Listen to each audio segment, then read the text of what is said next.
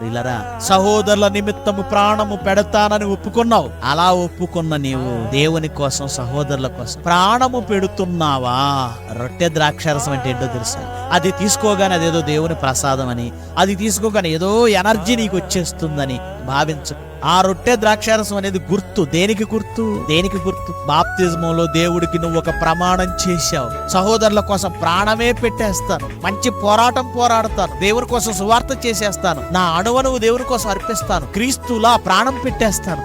నా జీవితం, నా ప్రాణం అనేకులను మార్చడానికి, అనేకుల పాపాలను ప్రక్షాళన చేయడానికి, అనేకులను జీవమార్గంలో నిలపడానికి అని బాప్తిజం రోజు ప్రమాణం చేసిన నీవు మర్చిపోయావు. కనుక రొట్టె విరుచుచున్న ప్రతిసారి ఈ రొట్టె ప్రభు శరీరం, ఈ రక్తం, ఈ ద్రాక్షారసం ప్రభు యొక్క రక్తం. ఈ ద్రాక్షారసం చూసినప్పుడు ఎర్రగా అది గిన్నెలో తళతళలాడుతున్నప్పుడు ఎర్రటి క్రీస్తు రక్తం. శరీరము రొట్టె విరచబడుతున్నప్పుడు యేసుక్రీస్తు శరీరం అలాగే విరచబడిందని నువ్వు జ్ఞాపకం చేసుకోవాలి. అలా జ్ఞాపకం చేసుకున్నప్పుడు నేను కూడా ఇలాగే నా సహోదరుల కోసం ప్రాణం పెడతానని మాట ఇచ్చాను అని నీ మాటను, నీ ప్రమాణాన్ని నీకు జ్ఞాపకం చేసే గురుతులవి